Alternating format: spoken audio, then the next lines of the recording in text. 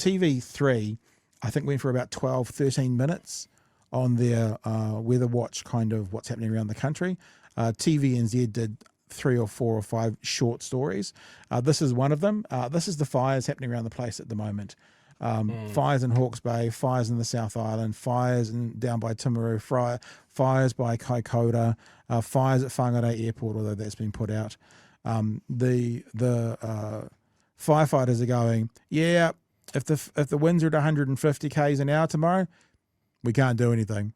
So basically, they're dampening down everything right now as we speak, and they're actually asking property owners to go out and check the hot spots.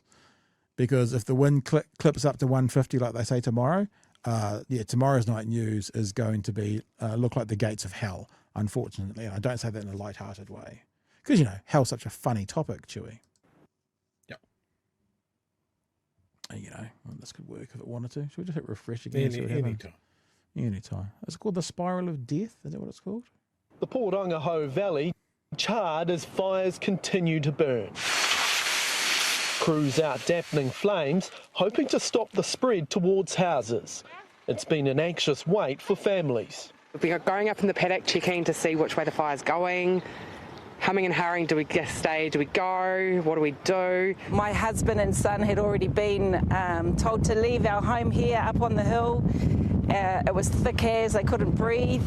Over 700 hectares are still burning across multiple sites. The steep hillside making accessing sites a challenge.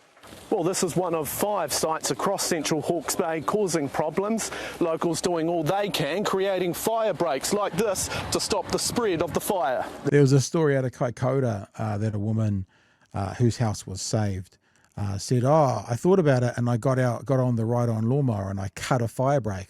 And we were like, that's brilliant. And I'd never heard anyone kind of doing it themselves before. Obviously, it's no guarantee. So she basically mowed down, a 3-meter patch around her house as a fire break. And her house, luckily for them, sadly for others, was actually saved. And these guys obviously do it more professionally. There's a house just over here, so just protecting that with this fire break. Just remove the fuel and it will stop the fire from spreading. And the guys can come in and knock it down like they're doing behind us there. With helicopters grounded, Fenn sent reinforcements to battle the fire on the ground. When we fight fires in these type of... No shade, this guy hasn't had enough sleep. Like, he's been working all night. He's struggling for every thought. And it's literally not shade. These guys have been going around the clock, and I think you can see it in their commander. Landscapes, the hilly landscapes that are steep, that are forested, it's always very, very tricky. New pine plantations providing fuel for the flames. But the wind is not helping us. The wind is driving this fire, but it's not intense because the fuels are still quite damp. What we really urge is for people who are thinking of lighting any fires to not do it. The growing number of forestry blocks has been a long-standing fire concern for locals. It's not really managed, it's not looked after, is very scary.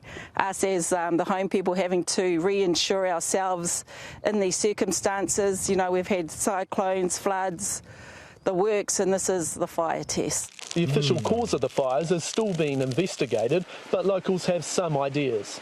Fire started from trees falling onto the power line and causing the sparks, and it's just got bigger from there with the wind moving it, and it's quite crazy, really. You don't expect it. And with more wind forecasted, Fire and Emergency are planning to be on site for days to come. So, massive.